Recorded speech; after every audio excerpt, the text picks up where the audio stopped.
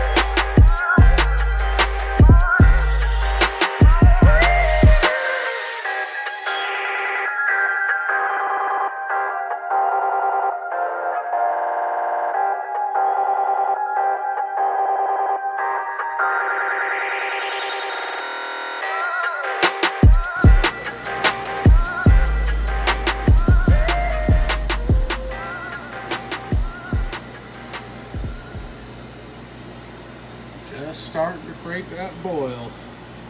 She's nice.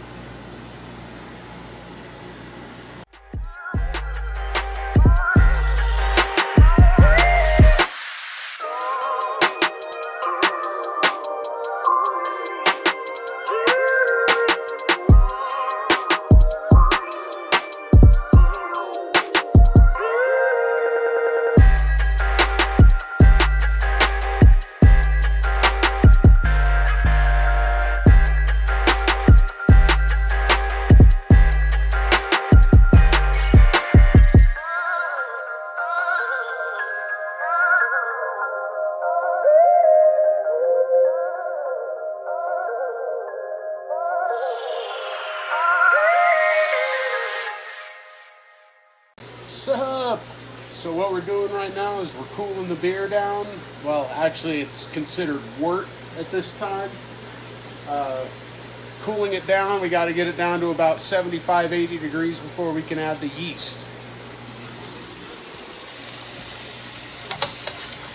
Like to kind of throw it up with the spoon, helps cool it off a little better. It's in a cold water bath with a drain plug on the bottom, just set to where the water will drain really good, and then water's constantly flowing into the bath here. Cheers.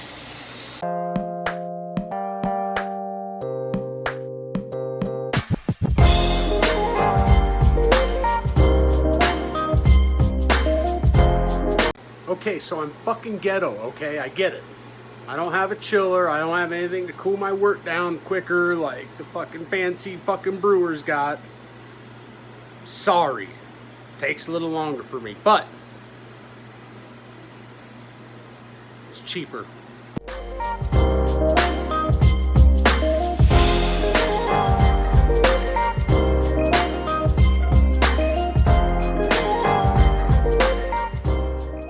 So, the wort has been cooled down. Now I just have to take the gravity reading and put it in the carboy and add the yeast. I'm going to show you the gravity here. It's right, it's actually perfect. It's let's see if I can focus on it here. It's right at 1051, but I had to add 2 points because of the temperature difference. So it's actually 1053 is the original gravity. So this beer should be around like 5.5 to 6%. So right around what I was going for.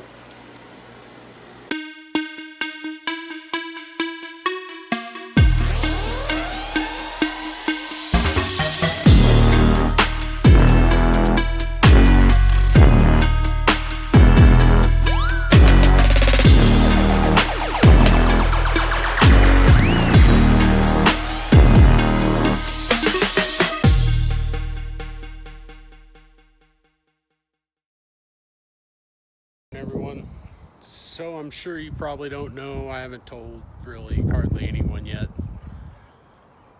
My dog Maraj, she has cancer. We just found out a couple days ago, like April 22nd, I think. It was April 23rd.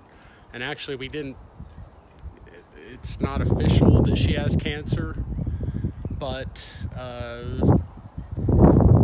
based on what the doctor saw from the x-rays, and he did a scope to, basically she's been getting bloody noses. I'm sorry, I'll start over from the beginning. She got a bloody nose about 2 months ago, profusely, bad, like blood all over the back of my patio. Like I opened the door, there was blood everywhere. I freaked out. So I rushed her to the vet, of course. Got to the vet, of course, she had stopped bleeding. But the vet gave me antibiotics to give her. And they said if the bloody nose comes back after the antibiotics run out, there's a decent chance that there's something else going on, whether it be a blood polyp or cancer. I was really hoping for the blood polyp or foreign object. Unfortunately, I just took her in, and it's most likely cancer. They did a scope into the nose to try to look for whatever it might be and to try to free up any blockage, and apparently the object that was at the back of her nose was so hard they couldn't even get a sample for a biopsy. So that basically points to cancer. But I'm not 100% out. I'm pretty confident we can beat this. I am. I know I look sad right now, but I'm confident we can beat this. I've looked into a treatment, Rick Simpson oil treatment.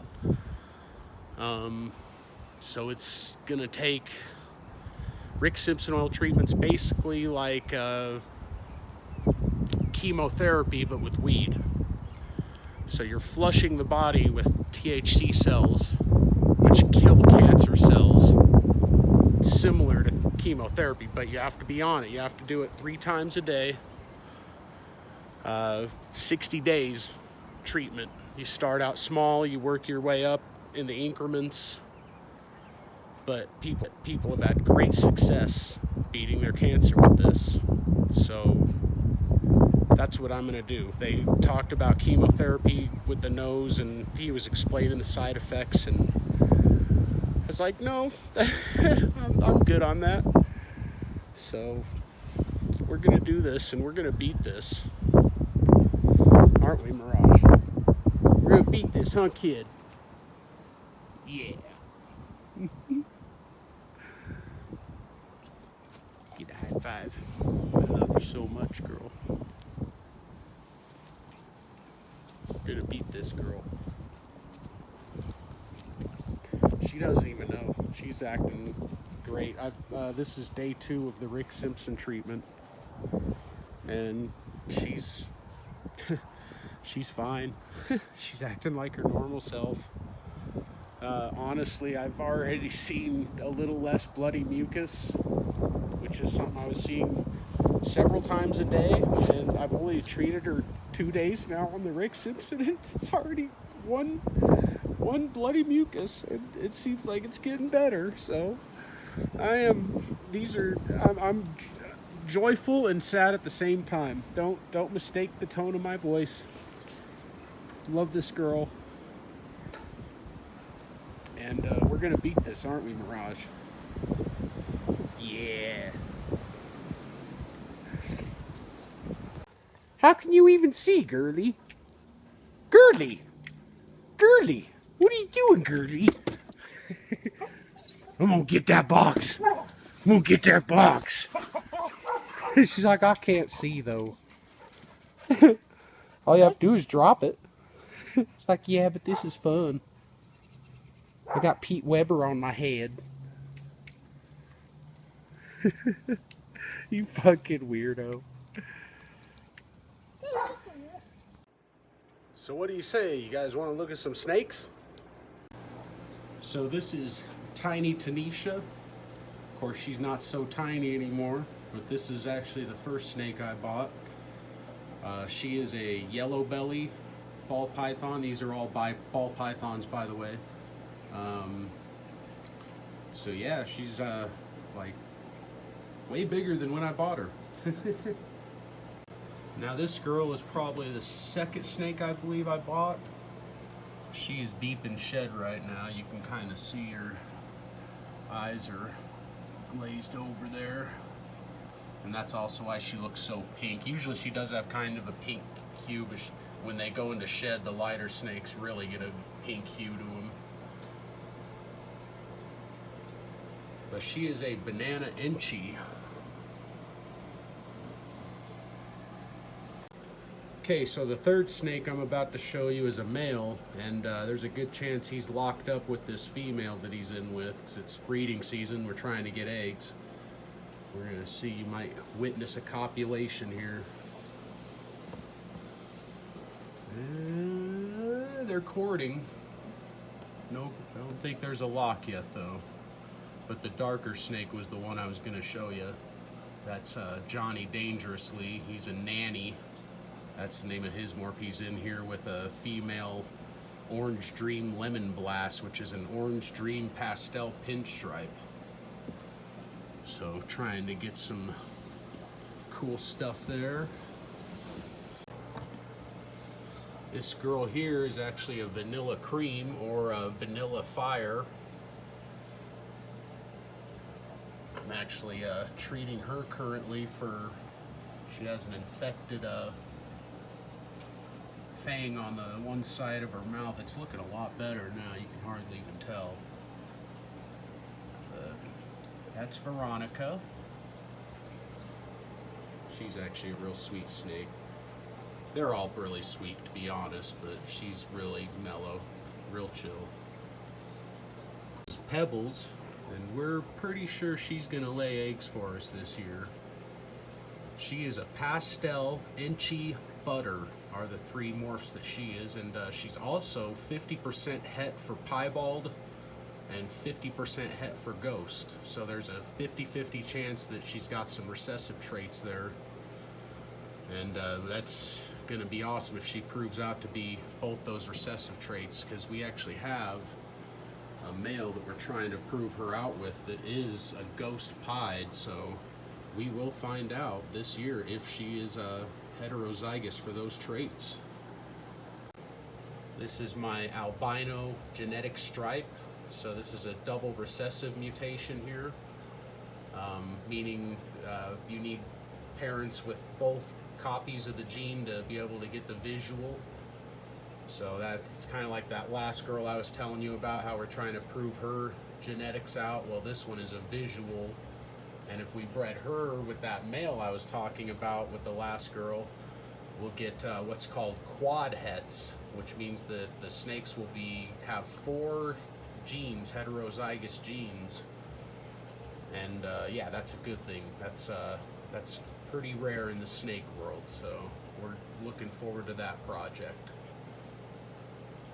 She's coming out to say hi. That's Allie, is her name.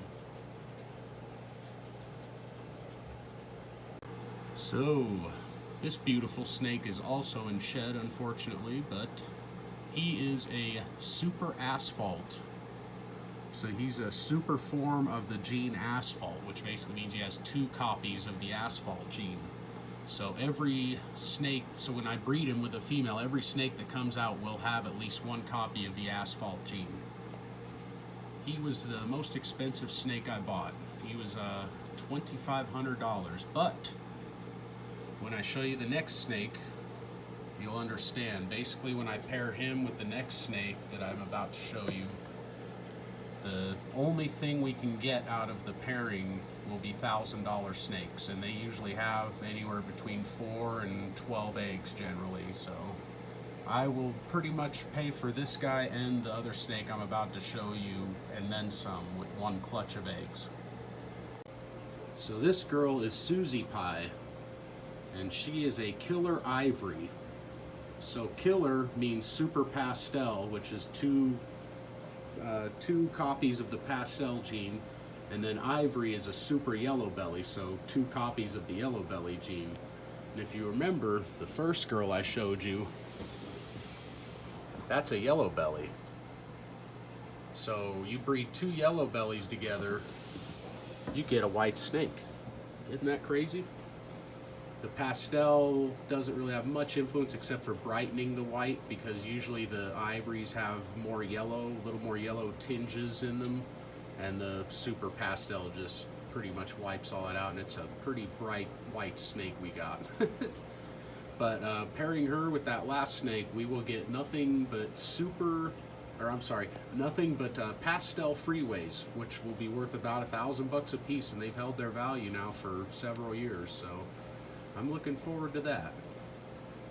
This is the last girl that I purchased. I purchased her at the end of last year. She's hiding, she's really timid. I'm pretty sure the last guy that owned her used to throw her against the wall or something. I'm just kidding, I know he didn't do that. Ball pythons are pretty timid by nature, to be honest. They're more afraid of you than you are of them, trust me. Anyways, this girl is a blackhead pewter blast, which is blackhead, pastel, pinstriped, and cinnamon genes. So she's kind of a little powerhouse. She's got 4 different nice genes, except I don't really care for her having the pastel, because I'm kind of wanted all dark genes, but I got such a good deal on her, and the blackhead and the cinnamon are the 2 that I really am hoping to capitalize on with this one. So pinstripe will be cool too, but definitely those dark genes. I'm going to try to get her in with either my asphalt or that nanny, one of those 2. But that's it. That's all the snakes. Hope you enjoyed them. Thanks for watching my video, everyone. I hope y'all stay safe, and I hope I see y'all soon. Cheers.